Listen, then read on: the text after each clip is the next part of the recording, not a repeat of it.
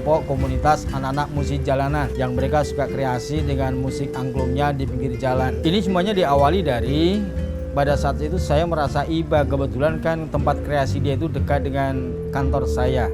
Kasihan juga melihat mereka yang kayaknya nggak ada yang ngurus, dan kemudian mereka punya satu gerakan-gerakan yang menurut saya itu kok arogan.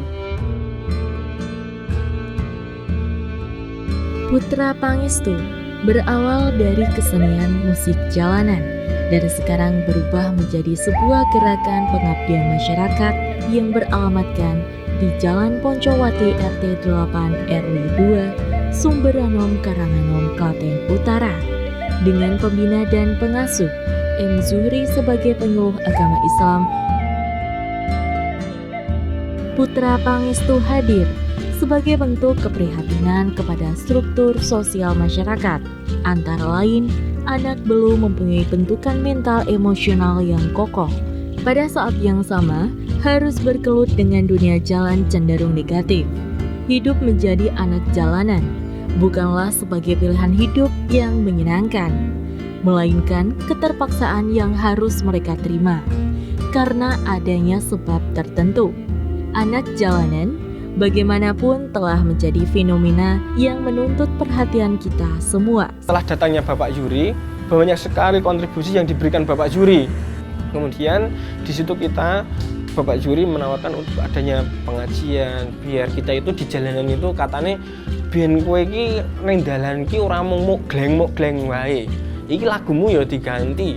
Lagune ora mung dienggo woyo-woyo, diisi lagu-lagu rohani, lagu-lagu keagamaan. Putra Pangestu menyadari akan kekurangan kita yang harus agama, harus dengan kasih sayang, karena memang latar belakang kita itu dari orang-orang yang kurang beruntung, dari kita itu yang tidak punya orang tua sejak kecil. Bahkan dulu ada anggota saya yang itu ditemukan di tong sampah, bukan tong sampah, itu di tempat pembuangan sampah oleh tukang rosok. Kemudian diambil sama tukang rosok dan didewasakan sama tukang rosok itu.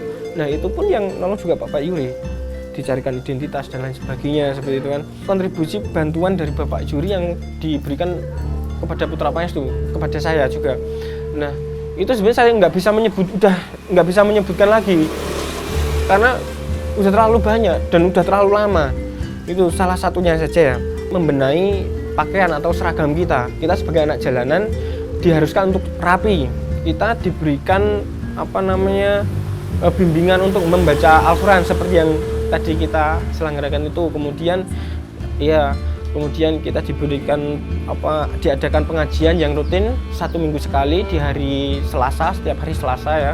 Saya 2019 itu saya masuk penjara gara-gara kedapatan menjual dan menggunakan narkoba. 2020 saya keluar dari penjara, saya lihat kok di Mendo sama di Tegalyoso ada angklung. Terus saya dan kakak yang dulu sejalan sama saya, Abi, kita mendirikan angklung Putra Pangestu. Bisa sampai masuk penjara kan ya karena jualan juga. Jadi ya dari pendapatan sih Mas kemarin. Semua itu kembali lagi. Ternyata yang melanggar hukum itu ya juga memang berat.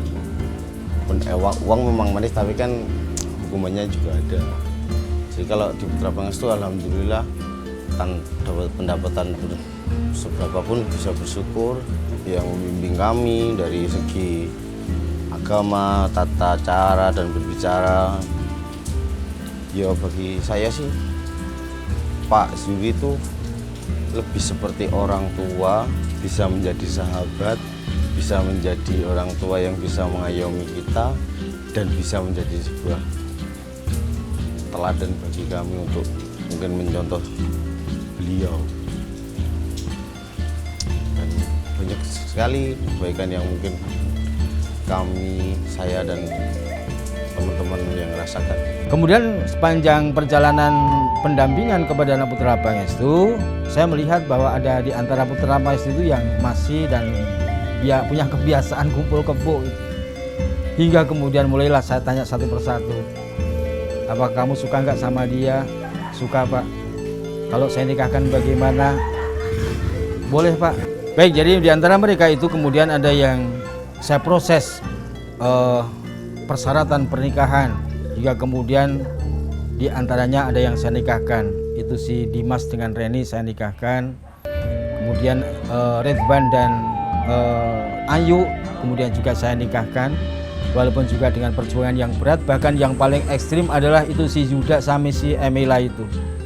Yuda itu dulunya memang Islam, tapi kemudian dia ke Kalimantan, dia kemudian di sana ikut Nasrani dan dia murtad.